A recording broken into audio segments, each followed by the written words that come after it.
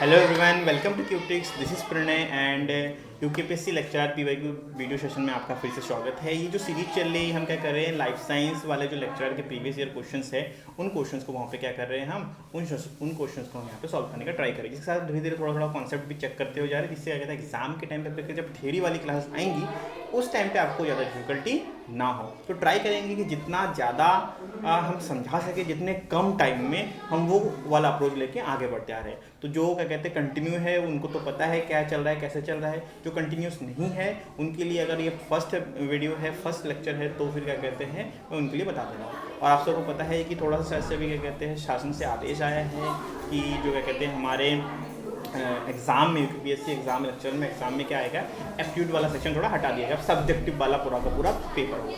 तो इसीलिए इस सेक्शन को पूरा ध्यान से पढ़ना है और क्या कहते हैं बिल्कुल ही आपको क्या कहते हैं एक एक चीज़, एक एक छोटी सी चीज़ थ्योरी में आपने ध्यान रखना है। ओके, तो पहला क्वेश्चन है कि Stanley Miller in his experiment in 1953 to synthesise amino acids used the mixture of gases. ठीक है, तो स्टैनली मिलर ने क्या करा था,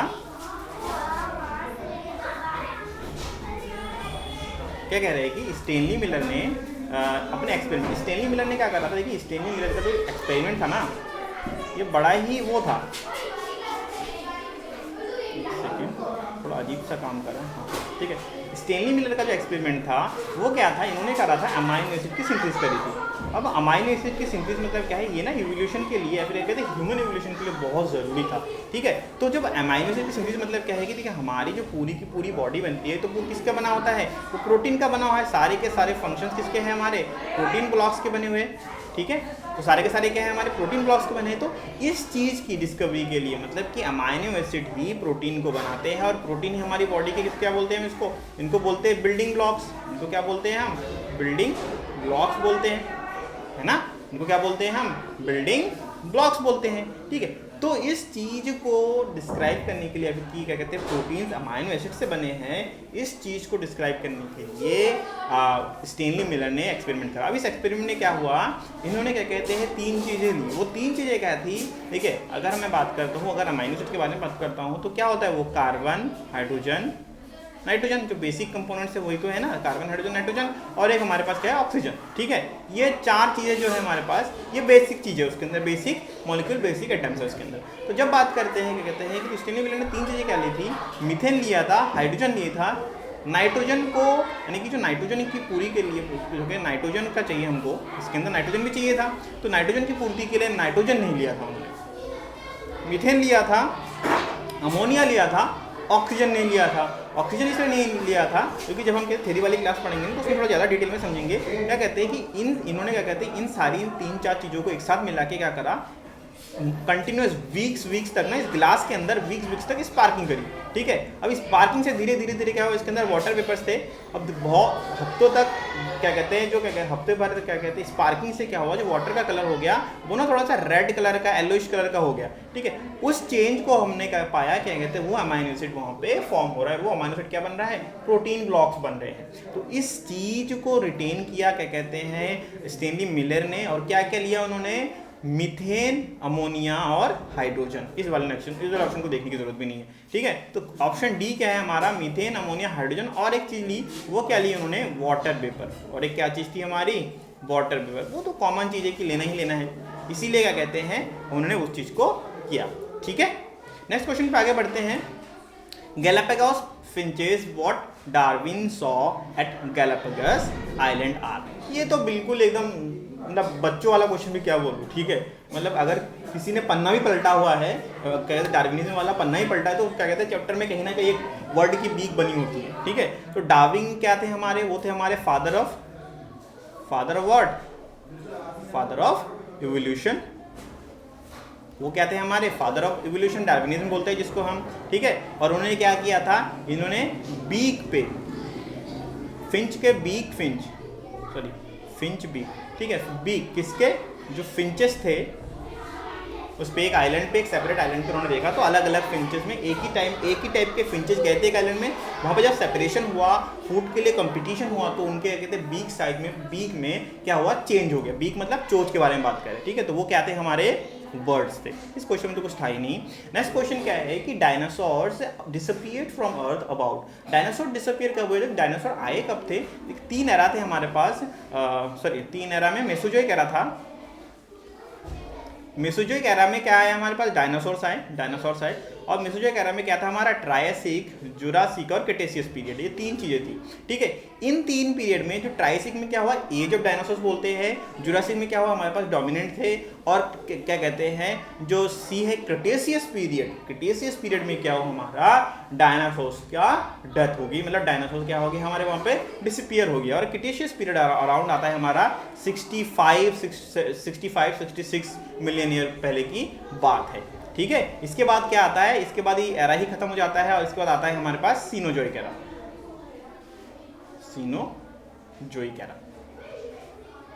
ठीक है, समझ में आ गया कि जो मेसोजोइक एरा था, मेसोजोइक एरा में डायनासोर आए भी, उसी में खत्म हो गए। खत्म होने वाली एज क्या थी हमारी, 65 मिलियन ईयर्स। तो option D will be our correct option. ठीक है, जब थ्योरी पढ़ेंगे तो सारी चीज में डिटेल में जानकारी लेंगे। नेक्स्ट क्वेश्चन क्या कहते हैं कि the which one of the following period is called age of fishes. अब ये वाला क्वेश्चन देखिए पहले भी आ चुका है। ये वाला क्वेश्चन हमने क्या कहते हैं प्रीवियस जो क्या कहते हैं कंटिन्यूस है, उनको उनमें से क्या कहते हैं किसी को पता होगा, क्योंकि हमने ये वाला चीज पहले भी डिस्कस कर रखी है। क्या था कि एज ऑफ फिश मतलब क्या है, हम बात कर रहे हैं हम पेलियोजोइक एरा के बारे में। कौन से वाले एरा के बारे में बात करें, पेलियोजोइक एरा। ठीक है, पेलियोजोइक एरा के जो फर्स्ट वाला क्या था हमारा, कैम्ब्रियन। ठीक है, फिर क्या आता है हमारे पास, और क्या है, डिवोनियन। ठीक है, अब देखिए कैम्ब्रियन में क्या हुआ, एक्चुअल में अगर कैम्ब्रियन के बारे में बात करें, एक्चुअल में फिश जो आए, वो फिश आए हमारे कैम्ब्रियन में, अपीयर हुए, लेकिन एज मतलब उनका एक्चुअल में डेवलपमेंट कहाँ पे हुआ, डिवोनियन पीरियड में हुआ। आप कहीं पे भी क्या कहते हैं, आप रिसर्च पेपर पढ़ते हो, पुराना कुछ भी पढ़ते हो, उसमें देखना आएगा कि कैम्ब्रियन में फिश का एज हुआ, लेकिन एक्चुअल में फिश जो दिखे या फिर राइज अप करे, वो कहाँ पे हुआ, हमारा डिवोनियन पीरियड में हुआ। तो मतलब जब फिश हमारे क्या कहते हैं इवॉल्व हुए, फिश में थोड़ा सा क्या हुआ हमारे पास, उनका नोटिसेबल अपीयरेंस हुआ, वो कब हुआ, हमारा डिवोनियन पीरियड में हुआ, ना कि कैम्ब्रियन पीरियड में। कैम्ब्रियन पीरियड में एज ऑफ फिश हुआ, उसमें कोई डिनाई नहीं है, बट जब हम आगे बढ़ते हैं डिवोनियन पीरियड में, तो उस टाइम पे क्या है, हमारे एक्चुअल में फिश का राइज अप हुआ, वो एक्चुअल में इवॉल्व हुए, एक्चुअल में वहां पे क्या हुआ, अपने आप को रजिस्टर कराया। और इसीलिए हम क्या बोलते हैं, जो एज ऑफ फिशेस है वो कहाँ पे हमारा, डिवोनियन पीरियड में हुआ। वहीं पे कैम्ब्रियन पीरियड में क्या बोलते हैं हम, एज ऑफ ट्राइलोबाइट्स या फिर इनवर्टिब्रेट्स का यहाँ पे इवोल्यूशन हुआ। जो इनवर्टिब्रेट्स में सिलेंड्रेट्स, सिकैंड्रॉन्स, एनालिड्स, इन सब का हुआ वहां पे। ठीक है, नेक्स्ट क्वेश्चन में चलते हैं कि the first genetic material that originated on earth. First genetic material, देखिए फर्स्ट जेनेटिक मटेरियल मतलब क्या है, जब हम बात करते हैं किसी भी क्या कहते हैं लिविंग लाइफ का, लाइफ फॉर्म का जब कहते ओरिजिनल हुआ, और ओरिजिनेशन कहाँ पे हुआ हमारा, हाइड्रोथर्मल बेंट पे हुआ, हाइड्रोथर्मल बेंट। इवोल्यूशन की बहुत बड़ी थ्योरी है कि हाइड्रोथर्मल बेंट में जो कि क्या था हमारा, हाई वाटर प्रेशर में हुआ काम। हाई वाटर प्रेशर में क्या हुआ, ये यहाँ पे हमारा ओरिजिनेशन हुआ। अब ये चीज क्या हुई, सबसे पहले क्या है हमारे पास, सबसे पहले आए हमारे पास सिंपल चीज। सबसे पहले क्या आती है हमारी, सिंपल चीजें आती हैं। अब देखिए इनमें सबसे सिंपल क्या है, अब सिंपलिसिटी में बात करें तो डीएनए डबल हेलिक्स होता है, तो ये दोनों तो कॉम्प्लेक्स है, ये दोनों तो होंगे ही नहीं। अब ये दो आरएनए हैं, अब आरएनए क्या है, एसएनआरएनए का मतलब क्या है, ये होता है हमारा स्प्लाइसियोसोमल कॉम्प्लेक्स में। ये क्या कहाँ पे काम आता है हमारा, स्प्लाइसियोसोमल कॉम्प्लेक्स में, जहां पे एमआरएनए का स्प्लाइसिंग होती है, उस जगह पे स्मॉल न्यूक्लियर आरएनए। एसएनआरएनए का मतलब क्या है कि स्मॉल न्यूक्लियर आरएनए, मतलब ये न्यूक्लियस में होते हैं। ठीक है, तो न्यूक्लियस क्या है हमारा, एक मेम्ब्रेन बाउंड ऑर्गेनेल है, और वो क्या है हमारा, बहुत ही late on the evolution tree, बहुत ही लेटर ऑन आया है। तो सबसे प्रिमिटिव क्या है इन सब में, RNA, and that will be our answer. देखिए डायरेक्ट आंसर कैसे निकालना है, सिंपल टर्म में क्या कहते हैं, अगर ओरिजिनेशन हुआ तो सिंपलेस्ट फॉर्म का हुआ होगा, ऑब्वियस बात है। ऐसा तो कभी नहीं होता है कि कॉम्प्लेक्स चीजें पहले आती है। ओरिजिनेशन हुआ है, नेचुरली क्या कहते हैं, नेचर में ओरिजिनेट हुआ है, तो वो क्या होगा, that will be our simplest form of genome या फिर जेनेटिक मटेरियल। ओके, तो वो क्या है हमारा, RNA, ribose nucleic acid. Okay, next question पे चलते हैं कि the connecting link between reptiles and mammals. देखिए रेप्टाइल्स एंड मैमल्स के अंदर कनेक्टिंग लिंक का मतलब क्या है, अब नाम सब बहुत लोगों को नाम पता होगा, नाम क्या है इसमें, क्या बोलते हैं उसको, बाइल डक बोलते हैं, या फिर क्या नाम है इसका, प्लेटिपस। क्या है इसका नाम, प्लेटिपस। इसका नाम क्या है हमारा, प्लेटिपस है। अब देखिए प्लेटिपस तो है, लेकिन इसमें कहीं पे प्लेटिपस है ही नहीं, इसमें कहीं भी प्लेटिपस नहीं है। अब देखिए क्या होता है, यहाँ से स्टार्ट करता हूँ, फिर यहीं से स्टार्ट करते हैं। देखिए सबसे पहले क्या कहते हैं, दो चीज़ें हैं। प्लेटिपस क्या है हमारे, या फिर मैमल का, मैमल के 3 फॉर्म है, रेप्टाइल से मैमल में बने तो मैमल 3 है हमारे। क्या थे हमारे पास, प्रोटोथीरियंस। ऑप्शंस की तरफ ध्यान ना देने से अच्छा है हम खाली सिंपल टर्म में जोड़ते हैं। प्रोटोथीरियंस होते हैं हमारा, मार्सुपियंस थे, मेटाथीरियंस थे, ठीक है, मार्सुपियंस, मार्सुपियंस, और क्या थे हमारे पास, यूथीरियंस, यानी कि हम जो है एडवांस मैमल्स, ठीक है। तो ये चीज़ है। तो सबसे प्रिमिटिव वाले क्या थे मैमल, प्रोटोथीरियंस, तो वही वाले रिलेट करेंगे रेप्टाइल से, क्योंकि सबसे पहले क्या है हमारे मैमल में, प्रोटोथीरियंस है, उसके बाद मार्सुपियंस है, उसके बाद यूथीरियंस है। प्रोटोथीरियंस मतलब एग लेइंग मैमल्स, ठीक है। रेप्टाइल्स में और मैमल्स में यही वाला कनेक्शन है कि ये दोनों के दोनों क्या थे हमारे, एग लेइंग वाले थे, ठीक है। वो क्या था हमारा, प्लेटिपस था कनेक्टिंग लिंक, और वो किससे रिलेट करता है, वो किस वाले ग्रुप में आता है, वो आता है प्रोटोथीरियंस में। अब देखिए इसमें प्रोटोथीरियन तो कहीं पे लिखा नहीं है, तो अगर आपने टेक्सोनॉमी पढ़ी है ध्यान से, प्रोटोथीरियन का दूसरा नाम है मोनोट्रीमेटा, ओके। तो करेक्ट ऑप्शन क्या होगा हमारा, मोनोट्रीमेटा। मार्सुपियंस, मार्सुपियलिया मतलब वो तो वही मार्सुपियंस हो गए, ठीक है। सिटेसिया क्या होते हैं हमारे, जो भी ओशियन में जितने भी हमारे वेल हो गए, शार्क, मैमल से ओशियन में, वो सारे के सारे, वेल्स हो गया, डॉल्फिन हो गया ना, तो वो सारे के सारे क्या आते हैं हमारे इस वाले उसमें आता है, सेक्शन में आता है। जो सौरोपोडिया होता है, ये क्या होते हैं, प्रॉपर रेप्टाइल्स होते हैं, जो टर्टल वगैरह होते हैं ना, वो सारे के सारे इसके अंदर आते हैं, ठीक है। तो एक्चुअल वाला आंसर कौन सा होगा हमारा इस वाले क्वेश्चन का, ऑप्शन नंबर 3 है, option number C, Monotremata will be our correct option. ये क्या होते हैं हमारे, प्रोटोथीरियंस होते हैं, ठीक।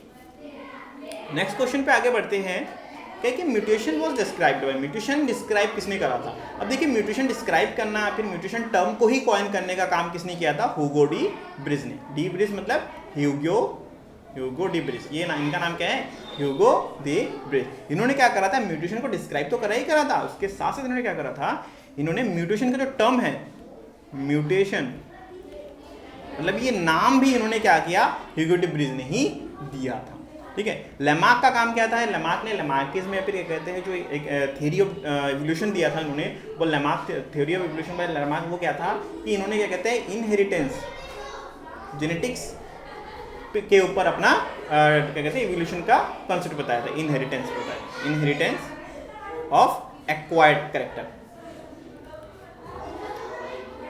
जो कि पॉसिबल नहीं है, लेकिन फिर भी इन्होंने दिया था, इन्होंने ऐसा सोचा था। अब स्टार्टिंग में हर कोई गलत तुक्का मारता है, तभी तो कोई सही चीज़ बता पाता है, ठीक है।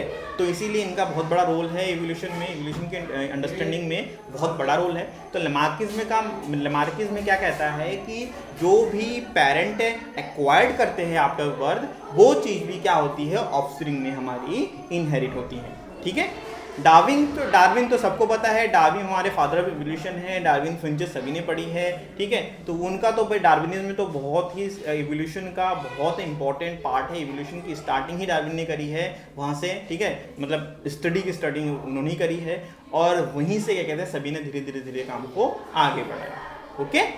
नेक्स्ट क्वेश्चन पे चलते हैं। अच्छा, इस वाले क्वेश्चन का आंसर क्या था हमारा, म्यूटेशन का, Hugo de bridge. Next question पे चलते हैं, in humans which among the following is or are vestigial organ। अब ये चीज़ पढ़ने से पहले सबसे पहले वेस्टिजियल ऑर्गन क्या होते हैं बहुत लोगों को पता होगा, जिन लोगों को नहीं पता है वो क्या है कि ऑर्गन ऐसे वाले जो हमारी बॉडी में प्रेजेंट तो है, मतलब क्या है, they are present but for no particular use, मतलब हमारी बॉडी में वाला ऑर्गन है बट उसका कोई प्रॉपर यूज नहीं है। अब ये क्या है, पहला वाला क्या है, muscles of the external years, जो ह्यूमन का कहते हैं एयर पिन्ना बोलते हैं हम इसको, ठीक है। तो इस पिन्ना में क्या होता है, जो मसल्स है, देखिए जो अदर किसी डॉग में देख लो आप, क्या कहते हैं कैट में देख लो, किसी भी जगह पे देख लो, कोई भी दूसरे मैमल में देख लो, वहाँ पे कहते हैं वो अपने ईयर को मूव कर सकते हैं, जो एक्सटर्नल ईयर है, ईयर पिन्ना है, उसको क्या कर सकते हैं, मूव कर सकते हैं, फ्लैप कर सकते हैं। काऊ में देखा होगा फ्लैप करते हैं, रैट्स क्या, जो कैट हो गया, रैट हो गया, डॉग हो गया, सारे के सारे कहते हैं अपने ईयर को फ्लैप कर सकते हैं। बट जब बात करते हैं ह्यूमन, हम अपने कान को अपने कहते हैं वॉलंटरी मूवमेंट नहीं कर सकते, ठीक है। और इनवॉलंटरी मूवमेंट भी है ही नहीं, इसका कुछ काम ही नहीं है, जनरली टर्म में इसका कोई काम ही नहीं, इसीलिए हम क्या बोलते हैं इसको, it is a vestigial organ, मतलब प्रेजेंट तो है बट इसका कोई प्रॉपर यूज अभी नहीं है, धीरे धीरे क्या होगा, इसका यूज ही खत्म हो गया। तो ठीक है, ये वाला हो गया। कोक्सिक्स क्या होता है, कोक्सिक्स क्या होता है, हमारी टेल बोन, टेल बोन है हमारी बॉडी में, टेल आपको पता है हम प्राइमेट्स हैं, तो प्राइमेट्स में टेल बड़ा ही बहुत इंपॉर्टेंट फीचर है। तो कोक्सिक्स क्या था, हमारी ह्यूमन बॉडी में कोक्सिक्स जो टेल बोन है वो प्रेजेंट तो है बट उसका कोई यूज नहीं है। तो ये वाला भी क्या होगा हमारा कुछ वेस्टिजियल ऑर्गन। अब दो हो गए तो ऑब्वियस सी बात है, इस क्वेश्चन का आंसर क्या होगा, ऑल ऑफ दी अबव होगा। दो सही है तो फिर बाकी तो होने ही all of the above. But फिर भी वाला क्या है, बर्मीफॉर्म अपेंडिक्स भी क्या होता है हमारी बॉडी में, अपेंडिक्स है तो हमारे इंटरनल ऑर्गन में बट उसका कोई यूज नहीं है, उसका कोई काम नहीं है, ठीक है।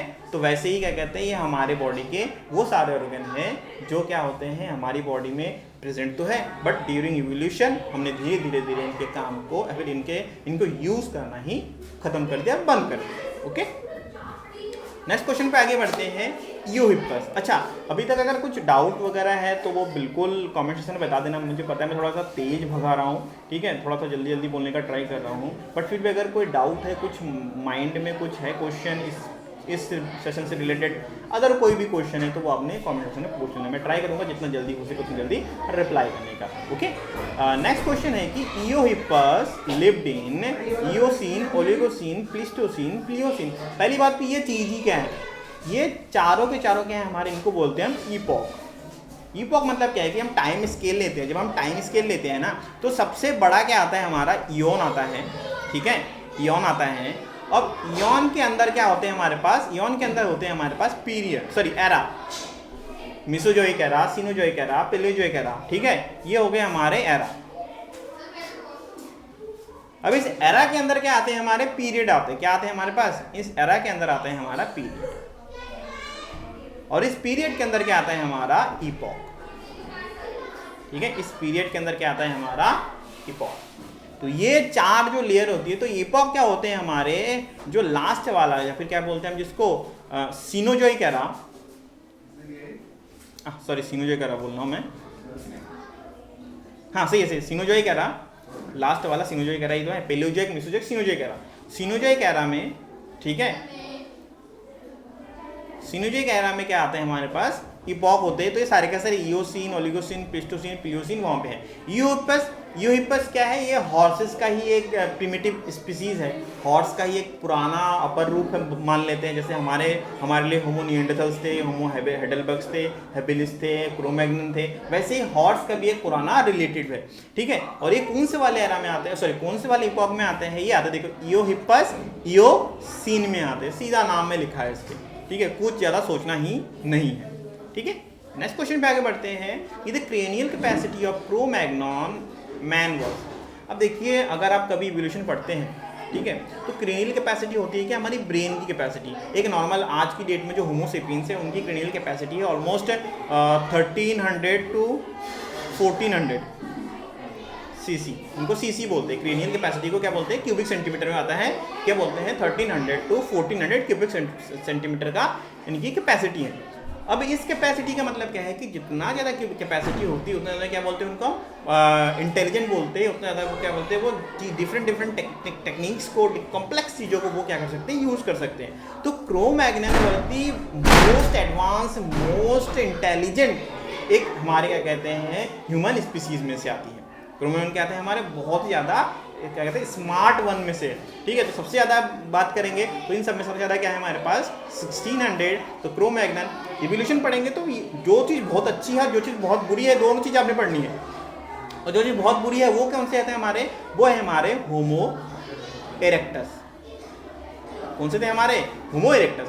तो ये 600 to 900 वाला ये सारा का सारा क्या है हमारे पास, होमो इरेक्टस। हालांकि हेडेलबर्ग्स भी आते हैं, होमो हेडेलबर्ग्स, निएंडरथल्स भी आते हैं, ठीक है, वो भी 900,000 के आसपास आते हैं, 1100 के बीच में आते हैं, ठीक है। क्रो-मैग्नन बहुत ही स्मार्ट स्पीसीज हुआ करती थी, ह्यूमंस की एक बहुत ही स्मार्ट वैरायटी हुआ करती थी, और जिनका क्रेनियल कैपेसिटी क्या था, प्रेजेंट टाइम के ह्यूमन फिर होमो सेपियंस से भी ज़्यादा था उनकी क्रेनियल कैपेसिटी, और वो कितनी थी हमारी 1600 क्यूबिक सेंटीमीटर।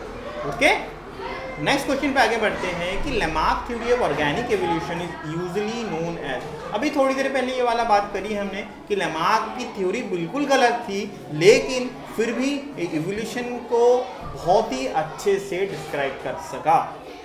ठीक है, मतलब देखिए गलत चीज़ भी कभी कभी अगर कोई चीज़ नहीं है तो उसका कोई गलत पहलू भी आपको सही पहलू की तरफ ले जाता है, और लेमार्क की थ्योरी हमको यही बताता है कि हालांकि इनहेरिटेंस ऑफ एक्वायर्ड कैरेक्टर वाला जो थ्योरी था लेमार्क का, फिर लेमार्क में था, वो क्या था, गलत था, बहुत जगह से, हर जगह से गलत था इनहेरिटेड एक्वायर्ड कैरेक्टर वाला, लेकिन फिर भी इसकी वजह से हमें क्या कहते हैं, इवोल्यूशन को समझने में आसानी हुई, इसीलिए लेमार्क की थ्योरी की इतनी वैल्यू है। ठीक है, तो इसका ऑप्शन नंबर बी क्या होगा, इनहेरिटेंस। मैंने ज़्यादा बात इसलिए नहीं करी क्योंकि अभी थोड़ी देर पहले इसके बारे में बात कर चुके हैं।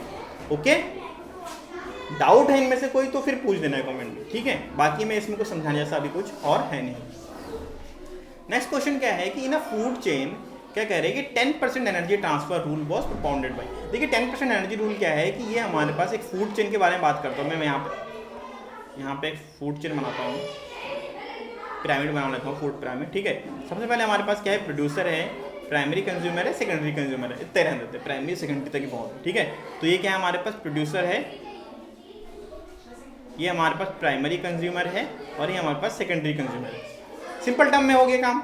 अब जब क्या कहते हैं, ये वाला क्या कहते हैं, यहाँ पे सोलर एनर्जी आती है, यहाँ पे क्या आती है, प्रोड्यूसर क्या करते हैं, सोलर एनर्जी का यूज़ करते हैं, सन से क्या लेते हैं, एनर्जी लेते हैं, और वो सोलर एनर्जी को करते हैं, एनर्जी को कन्वर्ट करते हैं। जब ये एनर्जी कन्वर्ट करते हैं तो प्राइमरी कंज्यूमर पे जो हर्बीवोर्स है वो क्या करते हैं, इन्हें प्रोड्यूसर्स को क्या करते हैं, ग्रेज करते हैं, इन प्रोड्यूसर को वो क्या करते हैं, खाते हैं। तो जब इनको कंज्यूम करते हैं, जब वो क्या कहते हैं, इन प्रोड्यूसर को कंज्यूम करते हैं, तो उस कंजम्पशन में जितनी भी एनर्जी मान लेते हैं प्रोड्यूसर ने क्या कहते हैं बनाई है, फिर स्टोर करी है, उसका जब ये कंज्यूम करते हैं तो कंजम्पशन में से जो 100% कंजम्पशन होगा, उस 100% कंजम्पशन में से क्या करें, ये अपनी बॉडी को सिर्फ और सिर्फ 10% ही यूटिलाइज करवा पाते हैं, बाकी 90% हीट के फॉर्म में क्या होती है, हमारी एनवायरनमेंट में रिलीज होती है। वापस से जब ये सेकेंडरी कंज्यूमर मतलब जो कार्निवोर्स है इनको ईट करते हैं तो ये कंजम्पशन 100% होता है, बट ये कितना अपनी बॉडी को यूटिलाइज कर पाते हैं, ओनली 10%, बाकी 90% क्या होता है हमारा, वो लॉस हो जाता है। तो इसी थ्योरी को मतलब 10% कंजम्पशन रूल है, इसी थ्योरी को क्या कहते हैं, किसने हमारा प्रोपाउंड करा था, और वो कौन थे हमारे, वो थे हमारे लिंडमैन। ठीक है, वो कौन थे हमारे, लिंडमैन। ठीक है, तो लिंडमैन ने ये वाली थ्योरी प्रपोज करी। समझ गए क्या है 10% energy transfer rule. Okay, next question पे आगे बढ़ते हैं। अ जू plankton feeding on a phytoplankton is called. ठीक है, जू प्लैंक्टन क्या होता है, it is a herbivore. Phytoplankton क्या होता है हमारा, इट इज अ प्रोड्यूसर। ठीक है, एक हर्बीवोर फाइटोप्लैंक्टन मतलब ये किस में आता है, अगर मैं बात करूं तो जो भी हमारे कहते हैं पॉन्ड इकोसिस्टम हो गया, ओशियन इकोसिस्टम हो गया, इनमें जू प्लैंक्टन फाइटोप्लैंक्टन क्या है, they acts as primary producer, sorry primary consumer and producer के रूप में काम कर रहे होते हैं। ठीक है, तो फाइटोप्लैंक्टन क्या होते हैं हमारे, ये होते हैं हमारे फोटोसिंथेटिक। अब जू प्लैंक्टन क्या होते हैं हमारे, जू प्लैंक्टन होते हैं हमारे हर्बीवोर्स। जू प्लैंक्टन क्या होते हैं हमारे पास, ये होते हैं हमारे हर्बीवोर्स। फिर इसको क्या बोलेंगे हम, प्राइमरी कंज्यूमर्स।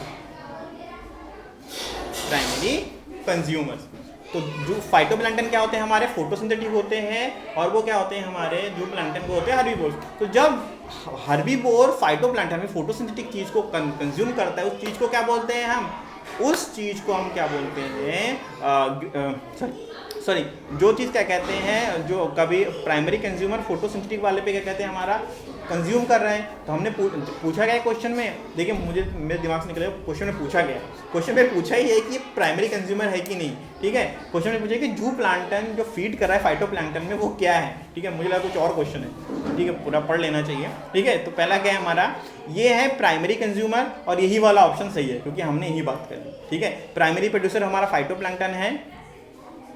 ठीक है, प्राइमरी प्रोड्यूसर हमारा यहाँ पे कॉमा होना चाहिए था।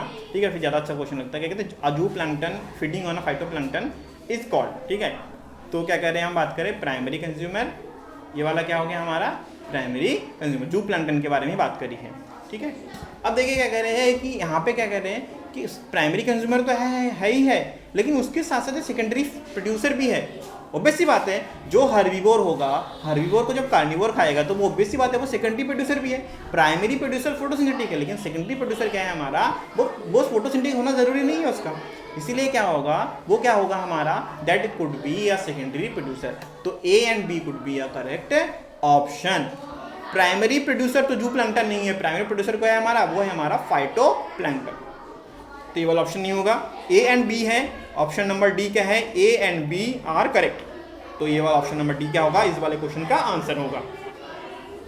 मेरी तरह नहीं करना है, ऑप्शन क्वेश्चन छोटा सा ही, बिल्कुल क्वेश्चन में कुछ नहीं पूछा, मुझे लगा कुछ डिटेल में पूछा होगा, ठीक है, तो उतना कुछ डिटेल में पूछा नहीं है, ठीक है। तो जब डिटेल में नहीं पूछा है तो डिटेल में जाने की जरूरत भी नहीं है, तो सिंपल टाइम में क्वेश्चन यहाँ पे सॉल्व हो जाता है। ओके, तो इसी के साथ ये वाला सेशन यहाँ पे कंप्लीट करते हैं, ठीक है।